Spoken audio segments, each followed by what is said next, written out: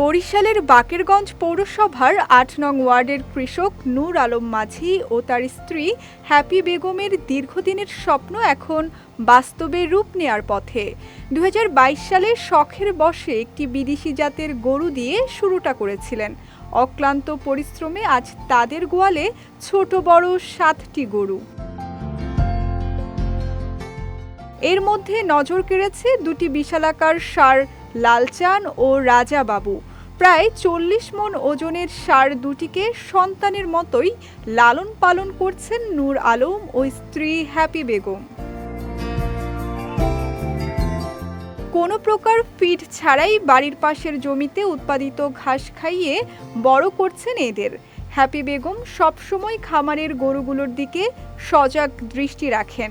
দীর্ঘদিনের পরিশ্রমের ফসল এই লালচান ও রাজাবাবুকে কোরবানির হাটে ন্যায্য দামে বিক্রি করতে চান এই দম্পতি।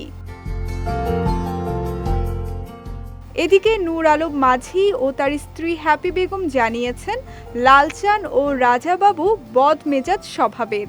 ন্যায্য দাম পেলে বাড়িতে বসেই পশু দুটিকে বিক্রি করে দিবেন তারা। আমার স্বামী একটা গরু নিয়ে খামারটি শুরু করছে ২০২২ সালে। তারপর লালচান রাজাবাবু এরা আমার সন্তানের মতন, আমি লালন পালন করছি, আমার সন্তানের মতন গোছলাদি করাইছি, খাবার খাওয়াইছি ৩ বেলা। আমি এদের পিছিয়ে নিয়েই আমি করতে আছি। এই নিয়ে আমার ৭টি গরু হয়েছে। ২২ সালে শখের বিষয়ে একটা গরু নিয়ে ফার্ম শুরু করছি আমি।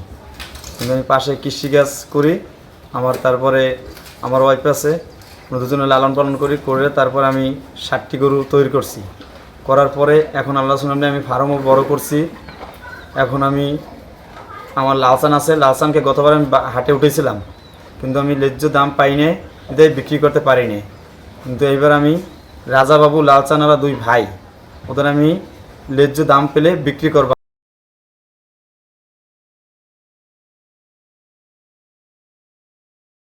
কোরবানির সামনে রেখে লালচান ও রাজাবাবুকে দেখতে নূর আলম মাঝির বাড়িতে আসছেন অনেকেই। অনেকে মোবাইলে ধারণ করছেন ষাঁড় দুটির ছবি ও ভিডিও। বিজয় টিভি নিউজ ডেস্ক।